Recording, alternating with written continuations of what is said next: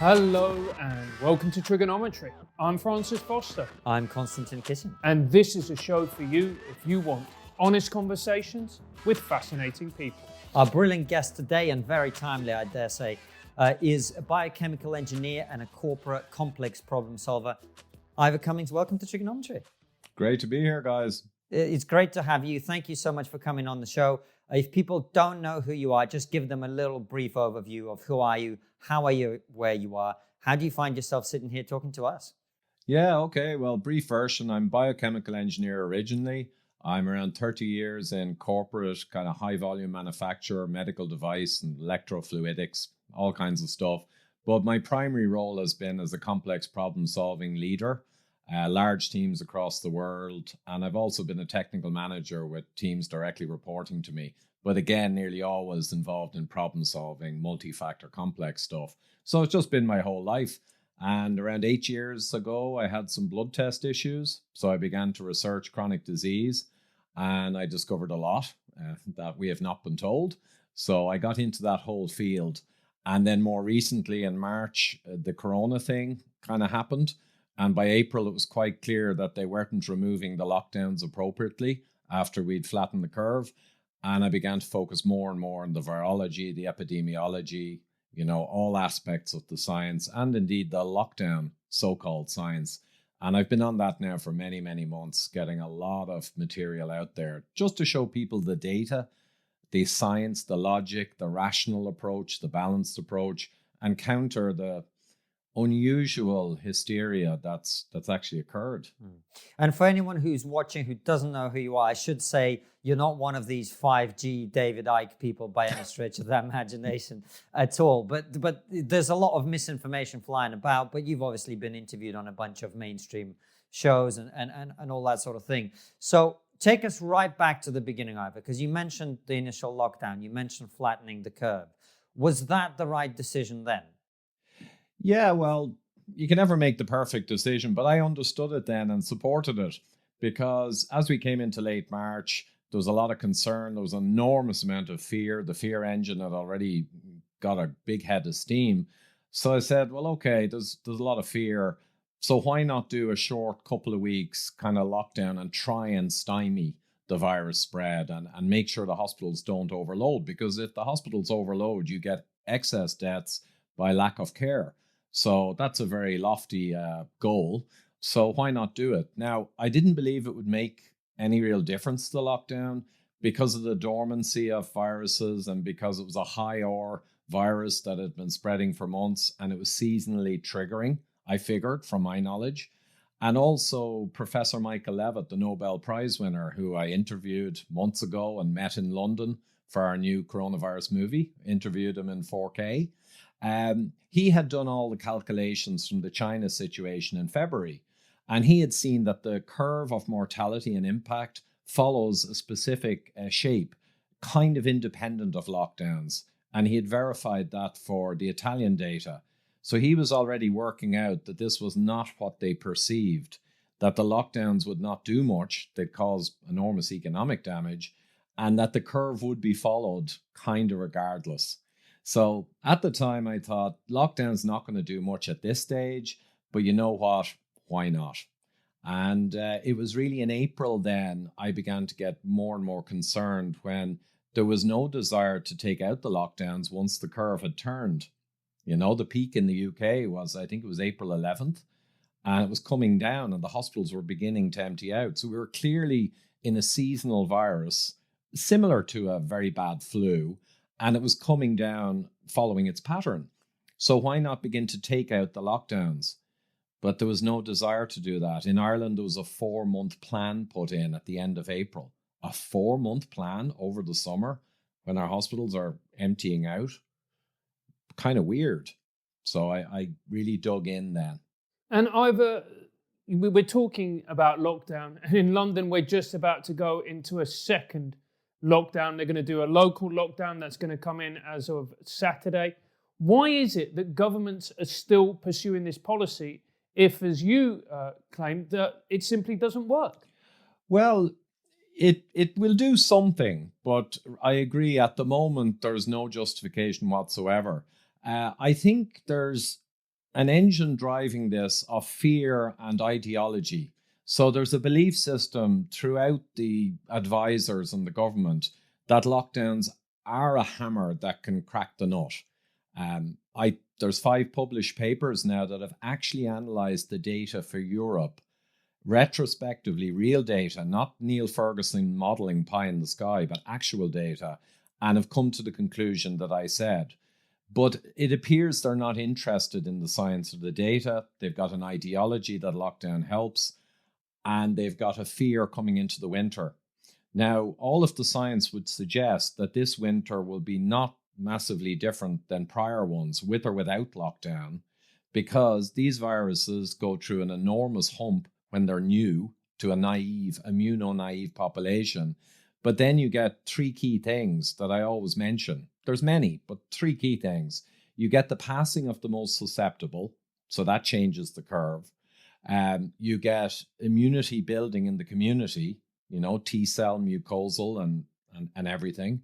And you have seasonal change coming into the summer and out of the winter. So those 3 things kind of acted on the curve and brought it down. As we come into the winter, we're going to see more respiratory challenges. And because we're testing in a hyper fashion with PCR tests, we're going to see SARS-CoV-2 virus more often in the winter. We know that from prior research on coronaviruses. So we're going to see things happen. But the question is, are we in immediate threat of a rapid hockey stick rise like back in March? And the fact is, look at the data for England. There's a steady rise. And in fact, it's mostly in northern England that probably didn't get hit as much in the first wave. It's completely controlled. We know from Spain, who's way ahead of UK, they've been flattening now for around 5 or 6 weeks, at around 2 deaths per million people per day with the virus, not necessarily driven directly from it. And France has several weeks of flattening. So we can see what happens in our neighbours, a flattening. And the UK, if people want to think of it, in a real epidemic like back in March, you have a near vertical increase in impacts like we saw. What we have now is a nearly horizontal steady increase. There's simply no justification for lockdown type behaviour that's more appropriate to a new virus coming into society with everyone exposed and a massive rise before a fall. It just doesn't make sense now scientifically. Ivor, but hold on. You're talking about science. If I put myself in the shoes of an ordinary person, I mean, the polling shows that you talk about fear. It seems to be working.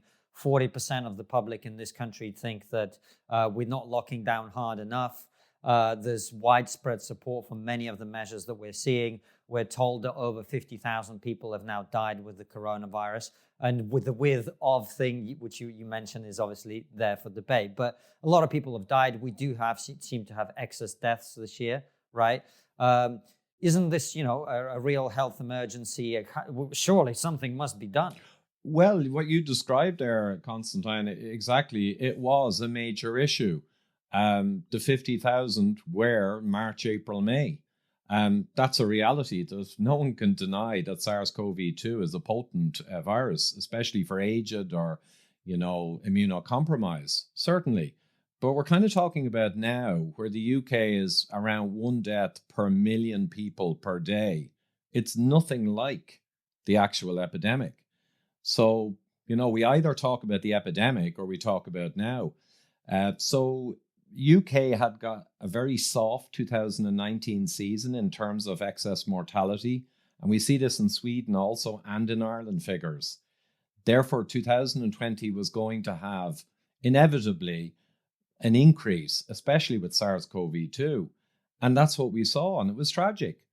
To give an example, though, for Ireland, because I have more accurate figures, in Ireland, we had around 1,600 put down as deceased from SARS-CoV-2 back in March, April. That was our epidemic.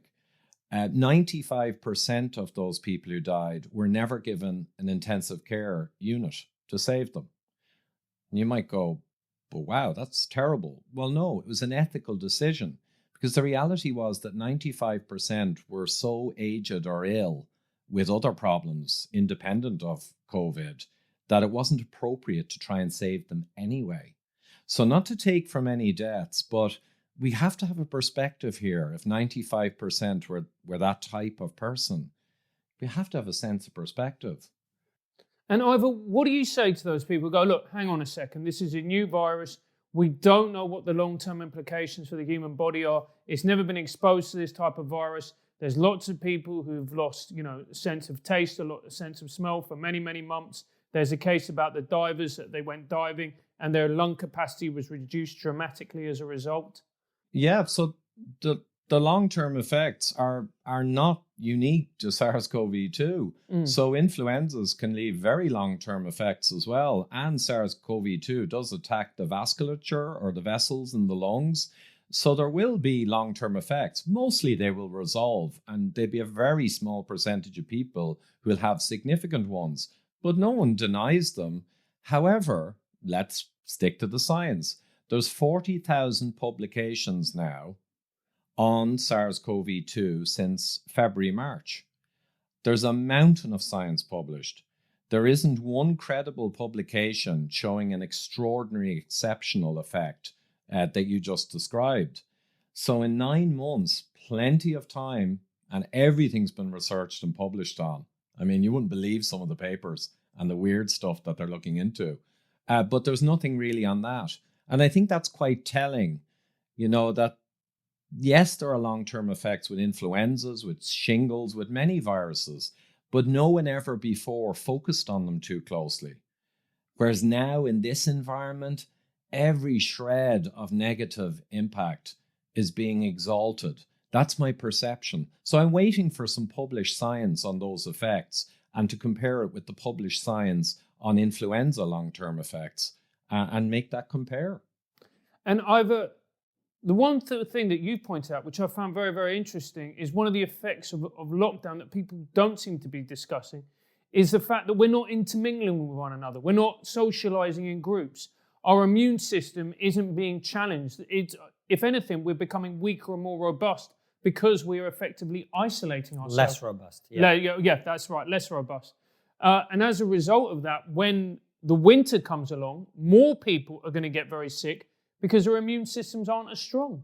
Yeah, well, in principle, that would apply from the science, but quantifying it is very hard to say. So I suspect that for all what was done all summer, that people still went to the stores, they still did mix. So it may not be a very big effect. But I did say in one of my videos, however, that in the summer, the most astonishing thing, almost in history for me, happened.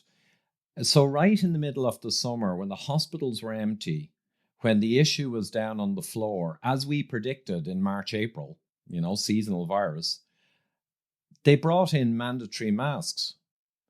So you got to actually stop for a moment and think about that. How on earth could you ever make a logic for bringing in mandatory masks at the nadir in the summer? I mean, maybe in October you might think about it. Maybe. Whatever about the effectiveness of masks. But it was brought in around June, July. So I made the point that there's no exit strategy for that.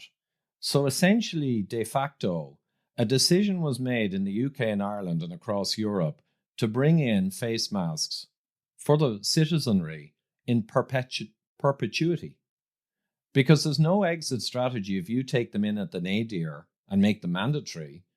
How would you ever take them out? So that's one point. But the other point I made was, to your point, that suppressing a safe spread of a virus in the summer is going against all of evolution. We knew there were no impacts in the population. So if anything, you'd want to have safe spread in the summer and some degree of immunity gained in the population, which will actually protect grandma and grandpa in the coming winter by getting more immunity in the safe summer. So if anything, the strategy should have been to remove all restrictions all summer. And just to illustrate that, we had the situation, I think, Dorset and what's your other famous, Cornwall.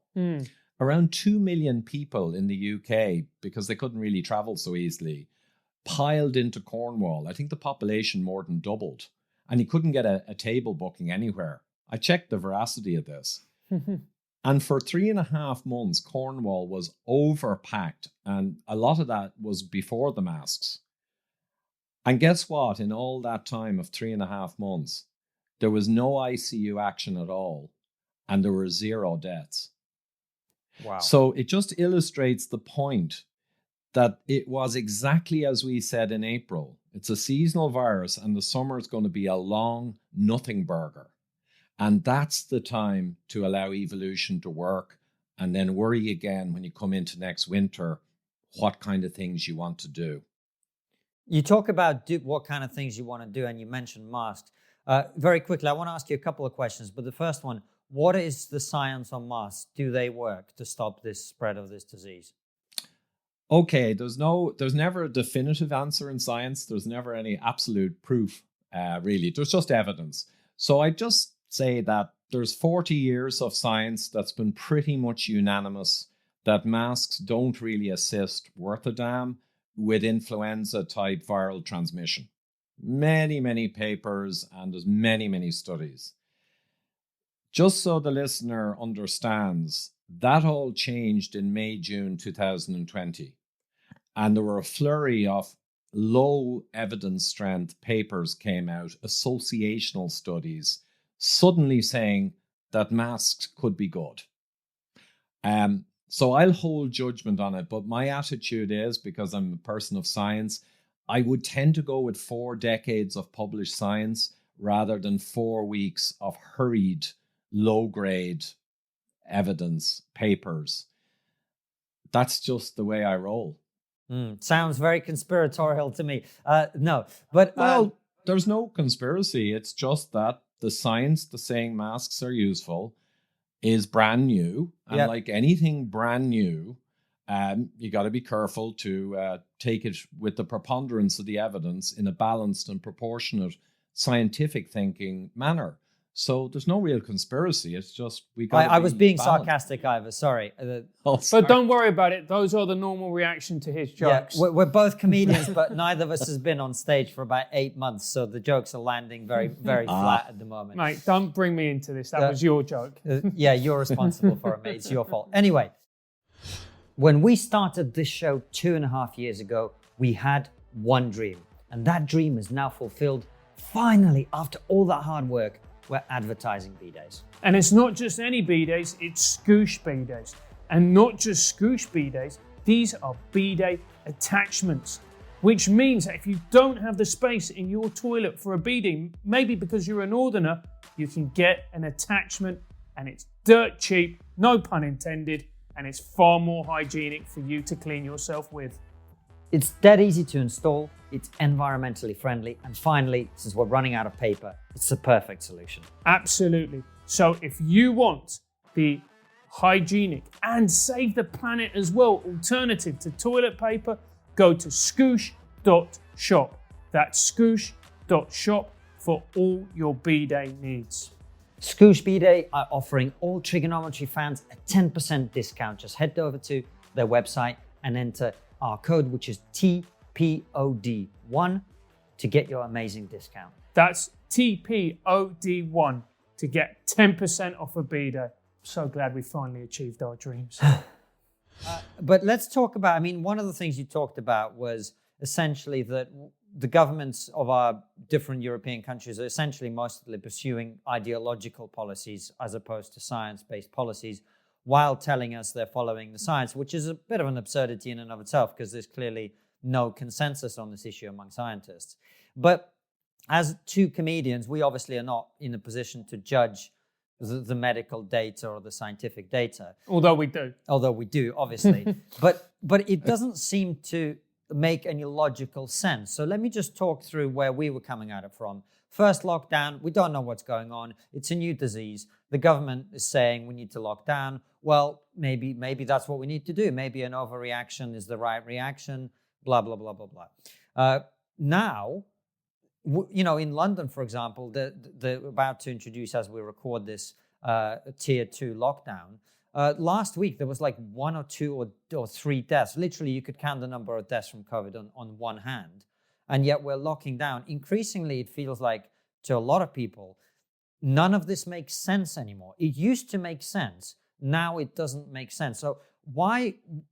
Surely it's not some plucky YouTubers like us who are right about this, and all the governments of Europe, surely they're getting this right, and we're just three idiots.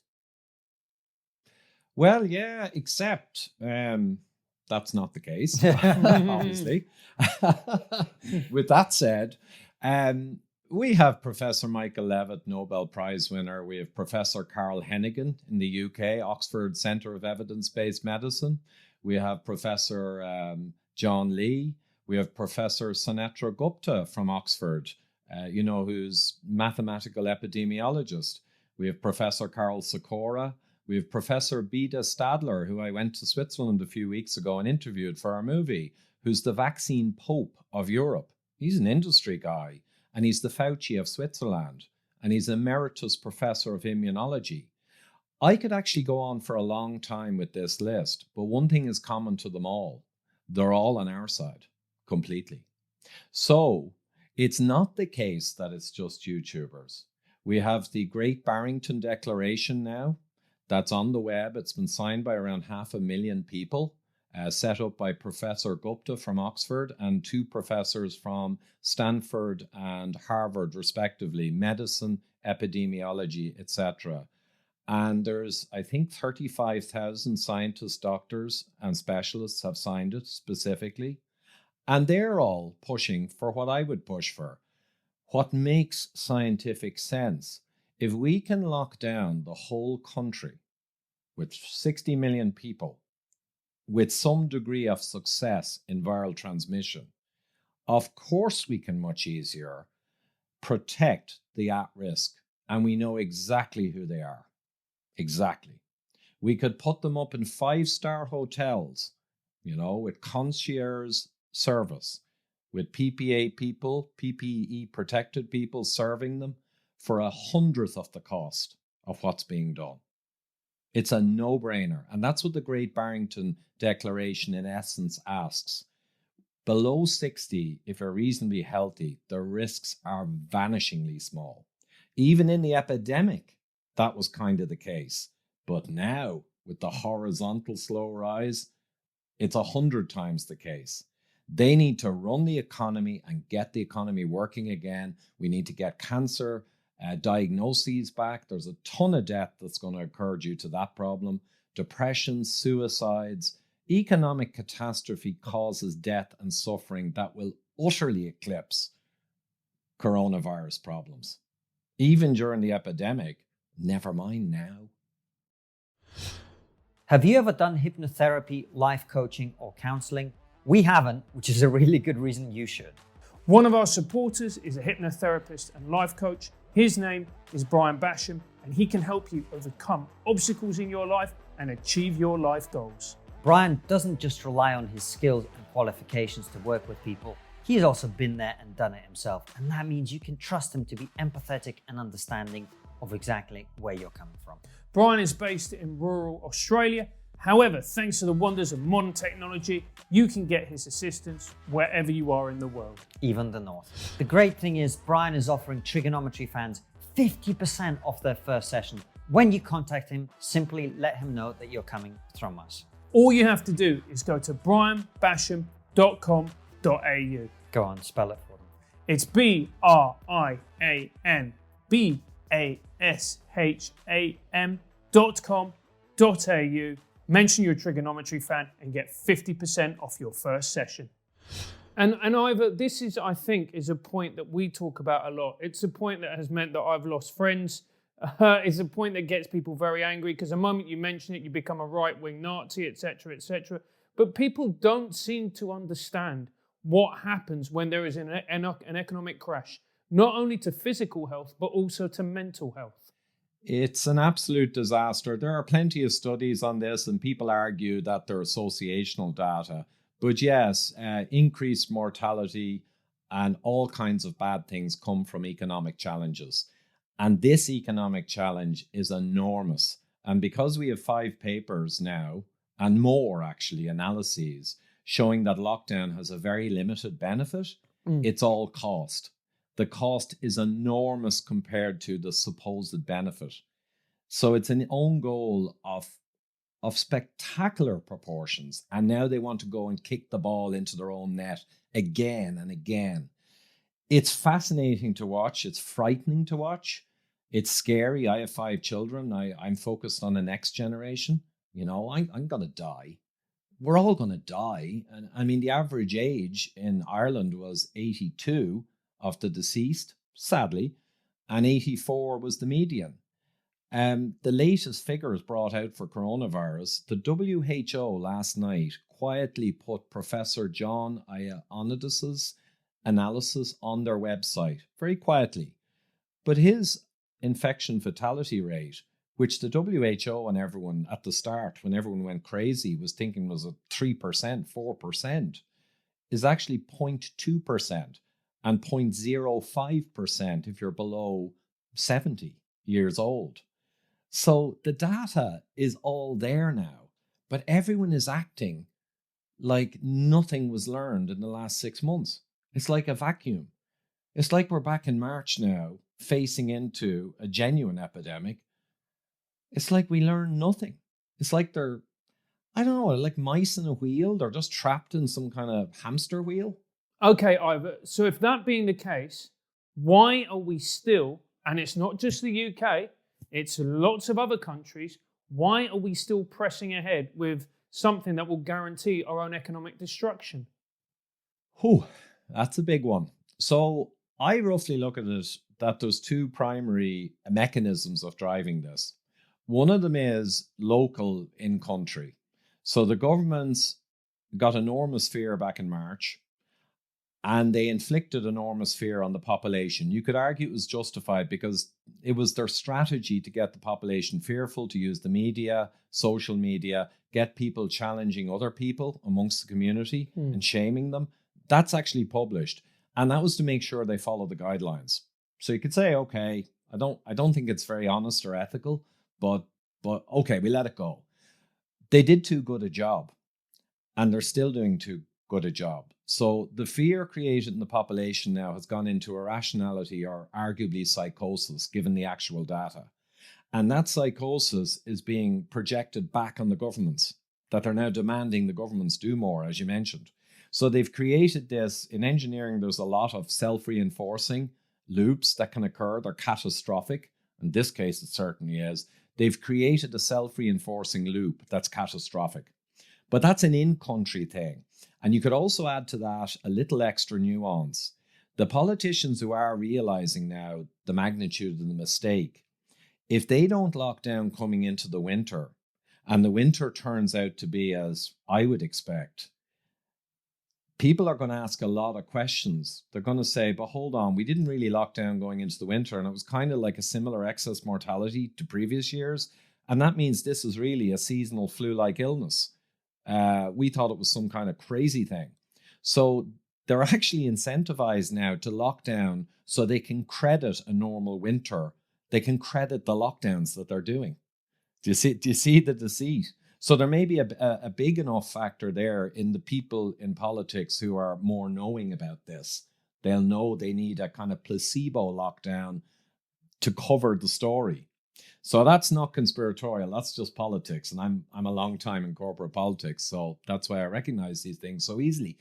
But then that's the in-country. And that's a huge engine that's driving this. But we've got to keep in mind, too, that there are international engines, too. Like the WHO has been very clear in driving all of these strategies from March, lockdowns. Their own guidelines up to November 2019 said for pandemics, no isolation, no lockdowns. I have the published paper, November 2019. In February, March, they decided, let's copy China. I don't know what their reasoning was, but they decided that. But they have kept pressure on, and that's international. True to every advisory body in every country is coming down to do this kind of stuff. The World Economic Forum has been very public, very powerful international organization. I think your own Matt Hancock was, enthusing about them back in 2018 and the fourth industrial revolution and their great reset. They've been very public. This is an enormous opportunity, apparently, this COVID crisis, to get their strategies implemented for tracking, tracing, control, and stuff. And they're public, so it's not a conspiracy when they tell you. So I could go on, but let's just say there is that second engine from the start of international organizations of great influence that's probably causing a lot of the similarity between countries, as well as a Me Too kind of thing going on between countries. Sweden is the exception. So Sweden has proved what I'm saying, and they've done it elegantly. Firstly, they followed the traditional science on pandemics up to November 19. They actually followed it perfectly, and it worked. The second thing is they never brought in masks for the same reason I said, not a conspiracy. They looked at the science and they said there's potential downsides and there's no strong evidence supporting it. Therefore, we are going to stay scientific thinkers. We're not doing it. So they followed the science of 40 years and they had a lower mortality per million than UK and effectively the same as Ireland if you account for care home and age profiles and their soft 2019 flu season. That's what caused their big hit compared to the Nordics. So we have all the data now, and Sweden now are 4 to 6 weeks back, pretty close to all normal. And I have the photos. People on buses, pretty packed, no masks, shopping. The distancing has fallen away for a month or two now because there's no driver for it. And their death rates and ICU rates are on the floor for months.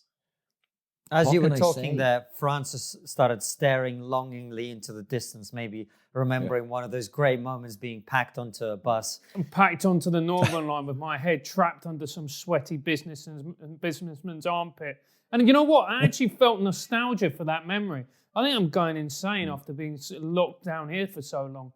But what? So we've seen that the Swedish model works. We've seen that actually that is a way to deal with it. When are we going to get out of this, Ivor? Because I'm going to be honest with you, I was looking at the situation and to myself, I think there's 3 options. We either adopt the Swedish model, number 1. Number 2, we have a vaccine. And from what, I'm not an epidemiologist, I'm not a virologist, the last truly great pandemic was the HIV/AIDS virus. They isolated the HIV virus, I think it was in 83 or 84. They've never managed to find a vaccine to combat that. They've never had a vaccine against a coronavirus.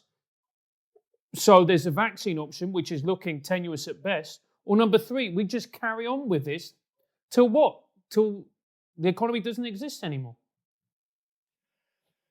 Yeah, that's why I've been despairing for months, particularly since the mandated masks, which made zero scientific sense, regardless of their efficacy, as I said. I'll have to say that again, because that was a dark day for me, because I realized then they've gone nuts. And it's just getting worse now. It's almost like they held on to the winter to just get back some mortality and ICU action so they could do this again. It's just like bizarre. But yeah, there's no exit strategy because the vaccine, there's loads of really great vaccines. And then the influenza vaccine, it's 20-30% effectiveness. And there's some studies that show it doesn't really leave a mark on elderly mortality anyway. So coronavirus vaccine, they've never been able to do one for 30 years. Now they may do it. It's probably easier than AIDS or HIV because HIV is a shifter virus that interacts with the immune system and changes its profile. Whereas, to be honest, this coronavirus is more a kind of a classic coronavirus, just a high impact one. But the problem is, if they get a vaccine and it's like the flu vaccine, which would be an amazingly good result because it takes 6 years to safely develop a vaccine and they've had 8 or 9 months. But if they achieved the safety and efficacy of a flu vaccine, let's say it's 30% effective, it's not going to move any needle. And there's publications coming out now, even from some of the vaccine companies, that it probably won't affect transmissibility and transmission. It'll just minimize the actual impacts in the elderly or whoever. So again, it's just not going to move the needle a huge amount. And it could be out next summer. So your question is very valid. What are we doing now? It's not like waiting for a magic vaccine because in industry, if you did project management and tried to say to the management team, oh, we're doing this to get to that, you'd be eviscerated. They'd say, look, that's great if you get that later, but that's not going to make a huge difference. So what do we do now? And what we do now is the Swedish model. I mean, there's no question about it. Unless the ICUs and hospitalizations and mortality actually start going up to genuine epidemic levels, in which case you might need to do emergency measures. Short of that, it just makes no sense. And like, there's no way out. Well, the phrase "it makes no no sense" is a phrase that the two of us have been uttering for months now, because it doesn't make any sense. And the worry for us as well is if we're prepared to do things now that, as you talk about masks, for example, they don't have any scientific basis until very recently and not very strong evidence on that. So how do we know that it's time to end this? Because you could argue, for example, look, we've got everyone wearing masks, right? Everyone is social distance. Everyone is using hand sanitizer. Everyone's keeping to their bubbles. Well, that's a great way to stop people dying of other diseases, isn't it? So why don't we just carry on like this for the rest of our lives? Because you don't want Granny to die of the flu. You don't want Granny to die of this or that. Or what if there's another thing? Why don't we just preventatively continue wearing masks, continue social distancing, continue not shaking hands, continue with all of this, right? And every now and again, why don't we just have a preventative lockdown once a year just to make sure? Like, where does this end? Yeah, there is no end. There is no logic, as we've discussed. It just makes no sense. We're back to that phrase again. It makes no sense. So we've changed our whole history of humankind, our culture, our traditions, our freedoms. We've completely turned on its head everything we wear to become a people terrified of viruses that were always there and always causing trouble every winter. We've done all that in this past 6 months. And now where we are makes no sense. I'm not often speechless, but I've been pinching myself every day for 6 months or more now. Every day for a moment it flashes through my head, this is not real. And then I realize it is real. That's how disbelieving I am as a 30-year technical master and problem-solving master in many different fields. I cannot believe it anymore. I don't know where it's going. It's just Sweden is the only possible model. And that was clear in March. It was clear in March. And it's since been borne out by the data with absolute clarity. And Ivor, how much of this is political cowardice? In that, governments don't want to be seen to adopt the Sweden model, because if there is a slight spike, they're going to be labelled as murderers, especially the Conservative government, uncaring, unfeeling, yada, yada, yada. Yeah, that's part of like the first engine I described earlier. That's definitely, we got a devil's brew in there between the governments, the politicians, the advisors, the conflicted parties, in academia and science, and the people, the citizenry. That whole self-reinforcing kind of negative loop, destructive loop, that's running now. You need a leader. You need a Churchill or something to come in and actually smash that loop and stand in front of a microphone and say some of the stuff we're saying and say, guys, I'm calling it. Refer to the Sweden data. Show a couple of graphs. Say, guys, we got it wrong. But what modern politician's going to do that? The answer is none of them. None of them are statesmen or stateswomen anymore. Well, not none. But let's be honest, we don't have the people of the caliber of the 40s and 50s. We're not within a million miles of it. And I saw, you could say it's a bit harsh, but I saw this cartoon meme and it showed the young soldiers, American, jumping off at maybe Utah Beach or one of the beaches, and they're all jumping out with rifles. And it says 1944, Americans jumping to sudden or to almost certain death.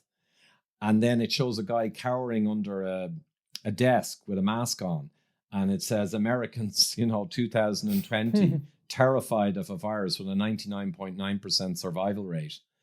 And that contrast in those two pictures brings it home to how far we've fallen.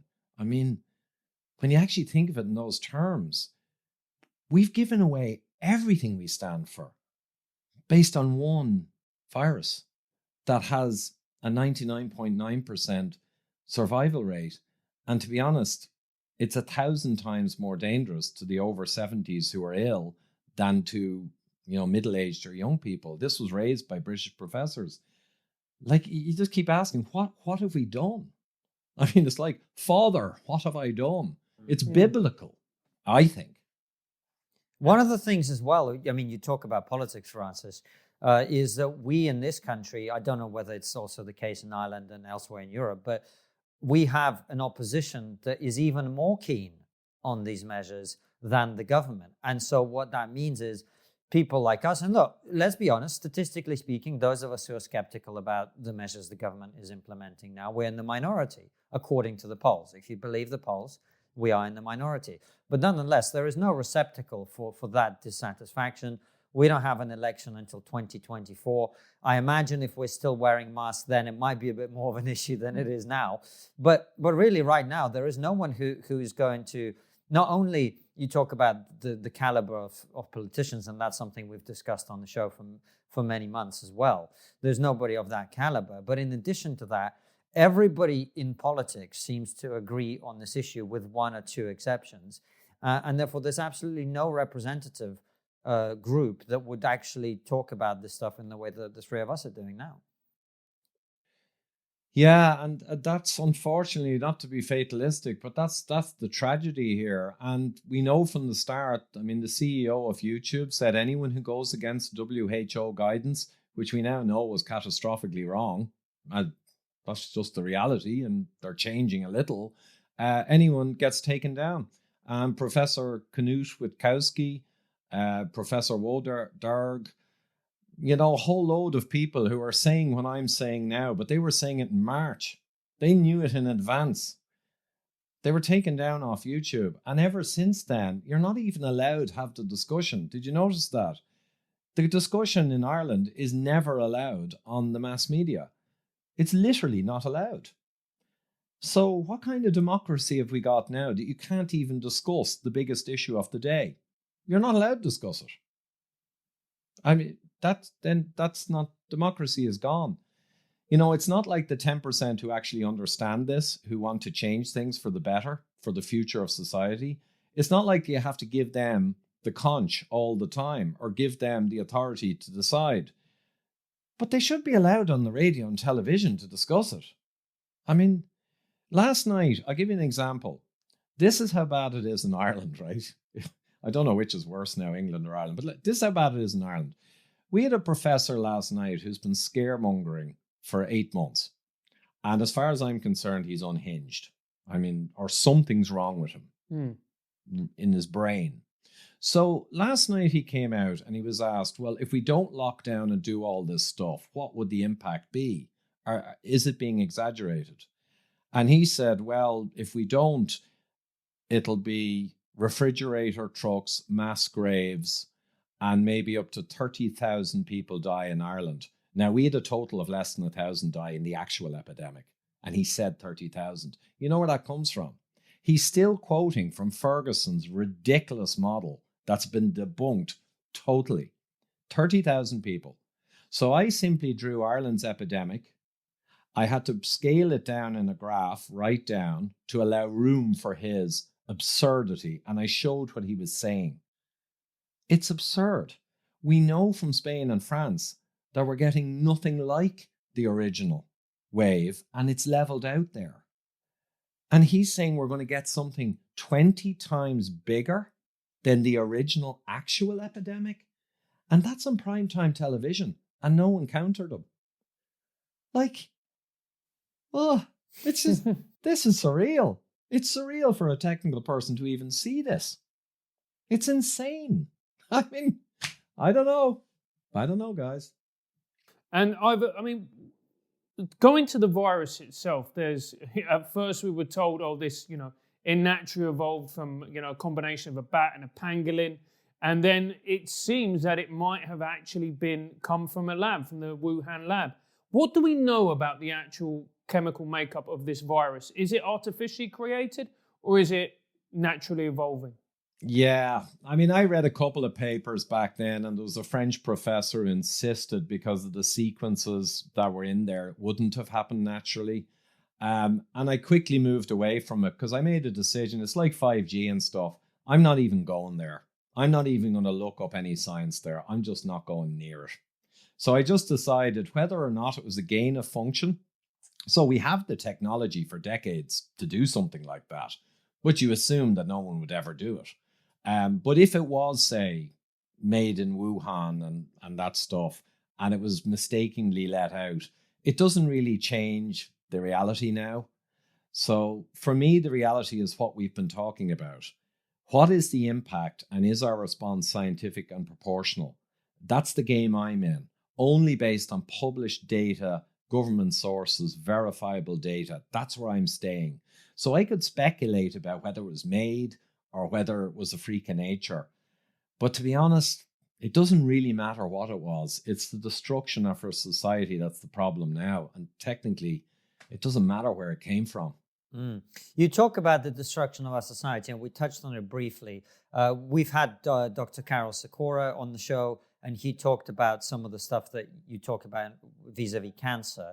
But there's a bigger issue at stake when we talk about the impact of focusing all our resources seemingly on this one virus. And when I say that, just for people listening, I have many friends who are doctors. These are people who save lives on a daily basis, who were off work. They were forced not to work for many months in their primary role, doing surgeries, doing brain surgeries, all that sort of thing. And instead, everybody was thrown into dealing with COVID, as a result of which there's a backlog of operations, there's a backlog of cancer. And, Francis mentioned mental health. You mentioned the economic impact of poverty, all of this other stuff. Is there any estimate scientifically at what some of the impacts might be if we carry on like this? Yeah, there's a publication from, it's UK, big university, I'm pretty sure. They were putting down that long term, the death impacts could be like 200K. But that paper was kind of claiming they saved 350K, from Ferguson's modeling. Now, we know that's not true. 44,000 excess deaths in England with SARS-CoV-2. It might have been a bit higher without lockdowns, but those savings were illusory. They were never real. So that's the 200K figure. But again, I'm not sure that they do it in QALYs or quality adjusted life years. But remember that a lot of these deaths are going to be people in their 50s and 60s and middle-aged people. So there's vastly more life lost for each person who's affected, right, as we described.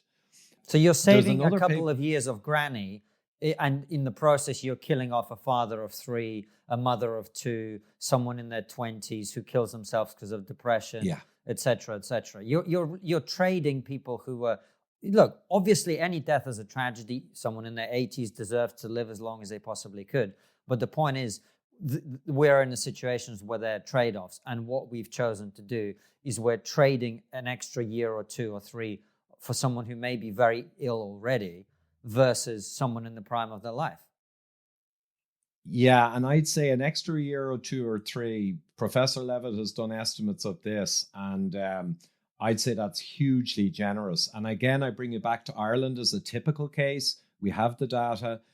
95% of them were so moribund or heading towards death already that they didn't give them ICU. 95%.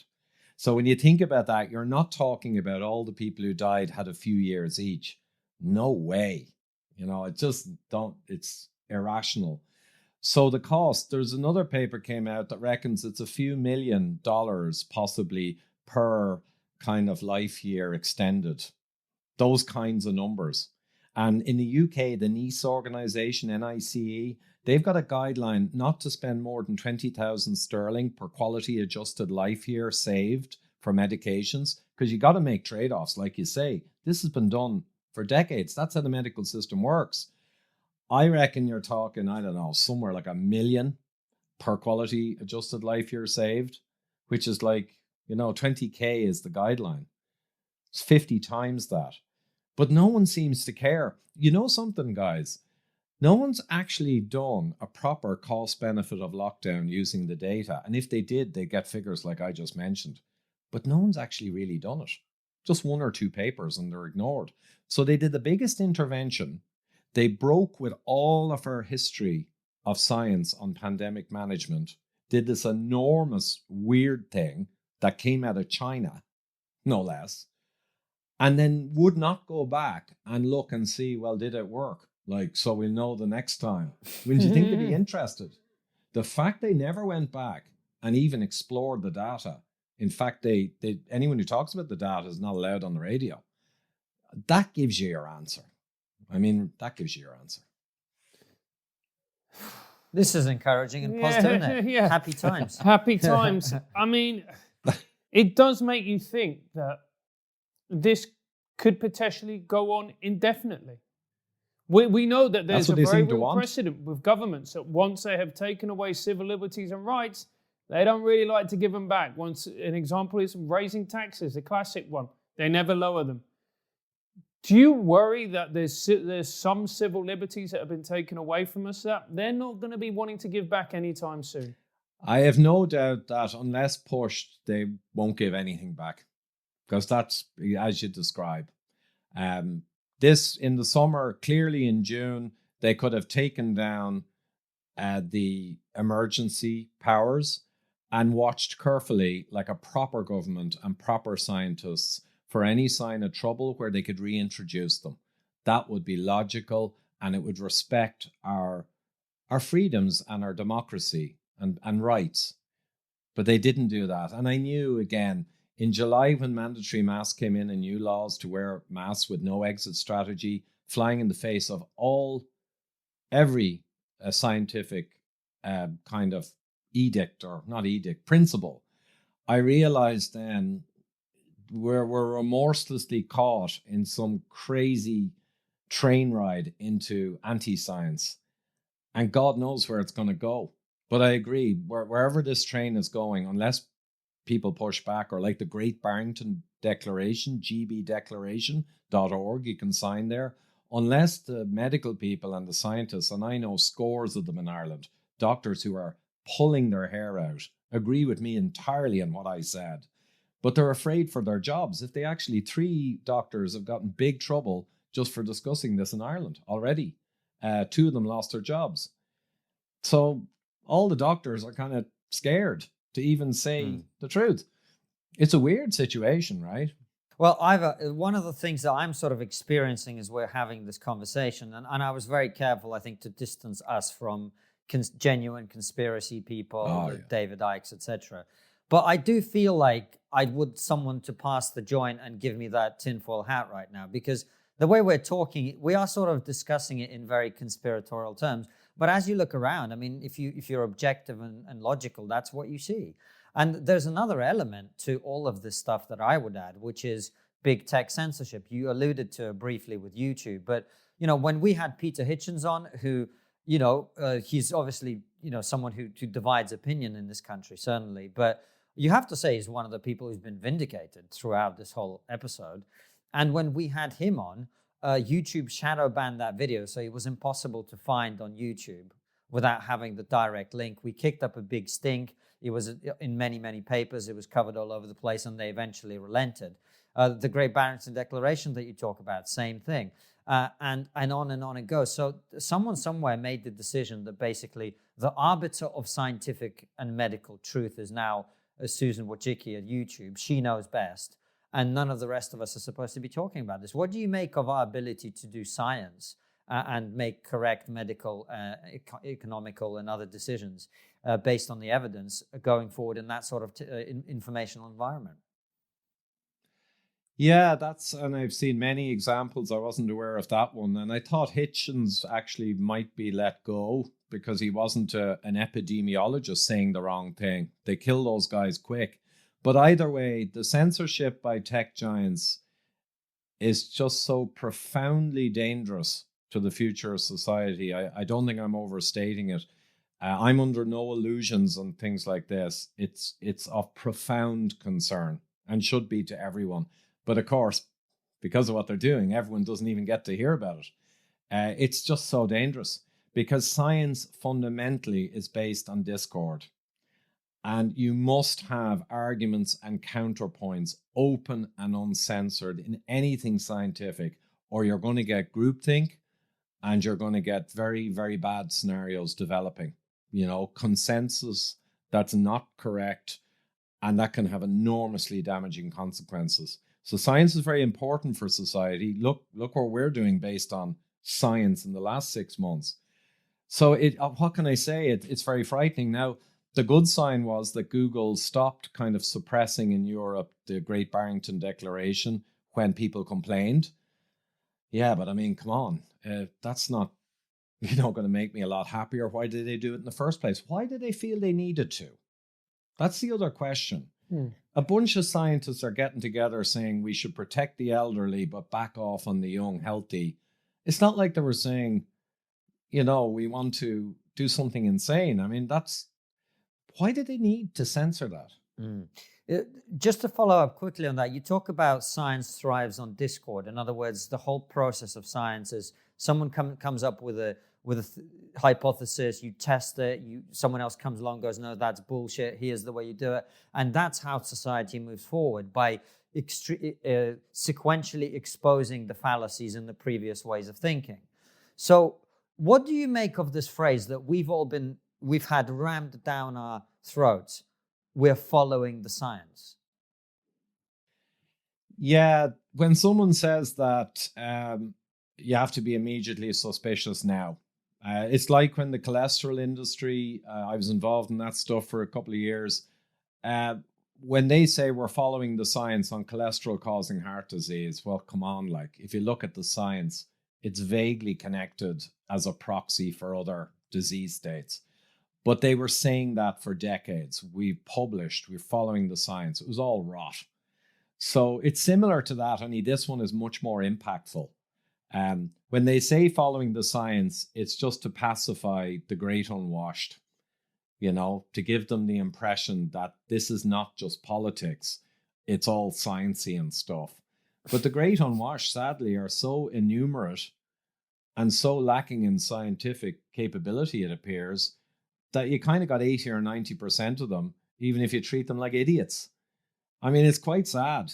I mean, basic logic, I'll give you an example, right? Someone close to me who is not sciencey, accountant, doesn't watch any of my metabolism and my scientific videos on, chronic disease and all this stuff. Never watches them. Couldn't be bothered. And that person said to me in April, Ivor, is this kind of bullshit, this thing? And I laughed and I says, why? Have you been watching my videos? Because I'd interviewed Wall Street risk managers who showed how Italy, the lockdown did not affect the curve, blah, blah, blah. And I was surprised that this person was watching. He said, no, never watched those. I said, how do you figure? And he says, well, I kind of realized we're in the middle of the epidemic, or even we're coming out of it maybe. He said, I don't know anyone who knows anyone who's died. To be honest, I don't really even know anyone who has it or had it. He said, what kind of epidemic is that? And I said, very good. So you're using logic. You may not be scientific. And then I said, but is that it And he said, no, there's another thing. And this is really good. He likes shopping, but a lot of the stores were closed. So he's actually going around to all the generic food stores and supermarkets because there were no electronics open and all, And he said, I noticed that no one got sick in the stores, and they're not locked down at all. They're 8 to 10 hours a day, no masks, all the great unwashed flowing in and out of the store indoors for a respiratory virus. None of them are getting sick. Certainly none of them died. I even asked some of the older ones, and they don't know anyone who knows anyone. He said they're not locked down at all, pretty much, and nothing happened to them. So how can the lockdown be doing something? And I said, fair play to you. So based on logic alone, he actually worked out the truth with no science. But that's rare. That's rare. He's a smart guy. I mean, it just seems that it doesn't seem, we are in absolutely dire straits. And we have a political system that is unwilling to make difficult choices to do the right thing. We're heading towards another lockdown. Do you think we're going to be out of this next year and we're going to go back to normal life? Or do you think, again, that's wishful thinking? Yeah, well, I'm a brutal realist. Like I say, I'm a corporate guy for a long time. I think there's hope that with Barrington, and today, for example, in Ireland, someone spent, I don't know, probably 20 grand on a full page advert in the Irish Times, basically kind of saying a mild version of what I'm saying. And apparently it's a doctor who sold a company and has money. But the Irish Times did print it. That's a good sign. We are seeing pushback in the media increasingly along the lines of what I've been describing for people today. Maybe not as strong, baby steps, but it's beginning to happen. The UK, The Telegraph, The Spectator, Talk Radio are fantastic, and Julia and Alison and the guys. We're seeing more coverage of the scientific reality. Now, it's still probably only 10%, and 90% is pure hysteria and psychosis. But if that could build, I think we could have some hope. I wish we'd done it a couple of months ago in the summer, because now they've actually got some ICU action and hospitalization and a bit of mortality as currency, but in the summer, no one really pushed enough. But I think, there's a hope. And I think there's leaders all around the world, and I'm hearing it now, and I'm connected to major business leaders who are realizing now that this has gone too far and that the science is basically largely junk on all of this. Largely, not completely, largely. And I think they're going to start flexing some muscle. So, we live in hope and die in despair. But I think if people show courage, so I know scores of doctors who know this, and the vast majority won't speak up. But if people could show courage and leadership, then we'd have a huge surge. So that's what I ask of you, people of science and medicine, logic, mathematicians, all the smart people out there who have worked out what I said today. Speak up. Because if you don't speak up, your children will pay for it. And mark my words, they will pay with a less free world and all kinds of negative implications in the future. Because if we become a society that's based on irrationality, we can't even predict the future anymore. This is such a big stakes game. It's enormous. We're going to call this episode of Trigonometry, "We Live in Hope and Die in Despair," to quote you, Ivor. But listen, mate, thank you so much for taking the time to speak to us. We appreciate your thoughts. Before we let you go, we always have one final question, which is, what is the one thing we're not talking about as a society that we really should be? So I'm a root cause expert, root cause guy. So what's a root cause of challenges in the modern world that doesn't get enough coverage? And the one that always occurs to me is the fusion of corporate and state. So corporates and government. I think that corporates, particularly the super big companies, and we talked about censorship, we need to be having the conversation about separating them from the instruments of state and governments. Because it's always, the last 10 or 20 years, we have drifted very badly. And we know now that there's one pharma lobbyist, more than one pharma lobbyist for every member of Congress in Washington now. It's an industry. And the revolving door between the FDA and pharmaceutical companies of the top positions. And I could go on. That's the big issue, I think, is corporates can make money. I'm a capitalist. I'm a corporate guy. But they should be removed more from government than they've become. And it's the same with banking and everything. I think that's the big issue, that if we dealt with that issue and they all made all their money and dodged their tax and all had a good time, fine with that. But we were able to remove them from governments, sovereign governments. I think we'd solve a lot of problems coming down the road that are not even defined yet. Perfect. Ivor, thanks so much for coming on. Where can people follow you? You've had a series of super viral videos with graphs, with detailed data showing a lot of the stuff that we've been talking about in terms of the coronavirus and other things. Where can people follow you? Where can they watch your stuff? What do you recommend people do? I just say Google Ivor Cummins, and on the front page, well, unless I get censored, you'll get my YouTube and thefatemperor.com. And that's my website. And I'm on Twitter, very active. But YouTube mainly. If you go down my timeline, the titles will give you an idea. I have a ton of videos out there, and they're all for free. And a lot of them the last 6 months, yes, I've covered all the nuances of what we talked about today. Thank you so much, Ivor. And if you have enjoyed... Oh, sorry, I've got to do it to the top. So thank you so much, Ivor. And if you have enjoyed the show... What am I talking about? I don't know where I went with this. He's got COVID and we're throwing him into a care home immediately. I talk so much. I think I've almost lulled you into a yes. stupor. It's all right. He's got some kind of brain condition. We're going to throw him into a hospital.